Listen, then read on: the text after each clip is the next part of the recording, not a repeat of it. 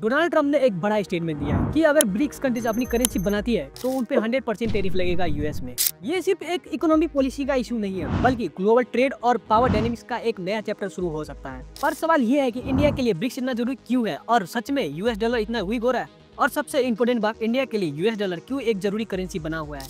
चलिए समझते हैं इस ट्रेड स्टोरी को शॉर्ट में। यूएस डॉलर दुनिया की सबसे पावरफुल करेंसी है और इसका डोमिनेंस ग्लोबल ट्रेड के लिए एक चैलेंज भी है। जब भी यूएस की फेडरल रिजर्व अपनी इंटरेस्ट रेट बढ़ाती है तो दुनिया की डेवलपिंग कंट्रीज की इकोनॉमी पे इसका असर पड़ता है। 2008 के वर्ल्ड फाइनेंशियल क्राइसिस के बाद दुनिया को रियलाइज हुआ कि एक करेंसी पे डिपेंडेंट होना कितना रिस्की है, और इसी को टैकल करने के लिए ब्रिक्स का फॉर्मेशन हुआ। और ब्रिक्स कंट्रीज ये यूएस डिपेंडेंसी रिस्क को मिनिमाइज करना चाहते हैं और इसी के लिए नए करेंसी की तरफ कदम बढ़ा रहे हैं। ब्रिक्स का फॉर्मेशन 2006 में हुआ था, एक ऐसे अलायंस के रूप में जो इमर्जिंग इकोनॉमीज को रिप्रेजेंट करे। ब्रिक्स यानी कि बी से ब्राजील, आर से रसिया, आई से इंडिया, क्या पता कल को ये आई बी हो जाए, और सी से चाइना और एस से साउथ अफ्रीका।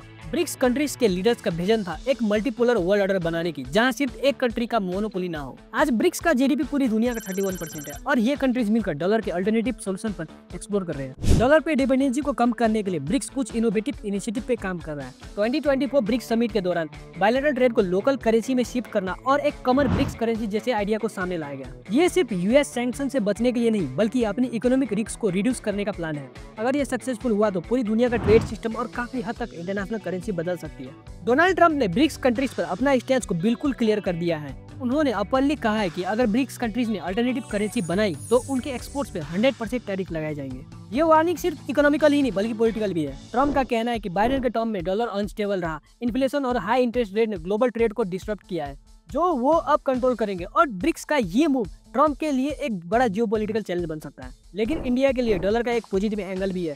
डॉलर एक स्टेबल रिजर्व करेंसी है जो इंडिया के इंपोर्ट एक्सपोर्ट को प्रोटेक्ट करता है। यूएस के साथ हमारा ट्रेड रिलेशन काफी स्ट्रॉन्ग है। 2024 में Indo US bilateral trade $135 billion का था, जो सिर्फ यूएस डॉलर को अपनाने की वजह से है। इंडिया एक बैलेंस अप्रोच को अडॉप्ट कर रहा है, जहां वो ब्रिक्स की इनिशिएटिव को सपोर्ट करते हुए यूएस के साथ अपने रिलेशन को स्ट्रॉन्ग बना रहा है। अभी तक तो ऑफिसर से कुछ डायरेक्ट रेस्पॉन्स नहीं आया, लेकिन अब सवाल ये है कि हमें डॉलर का अल्टरनेटिव का जरूरत है।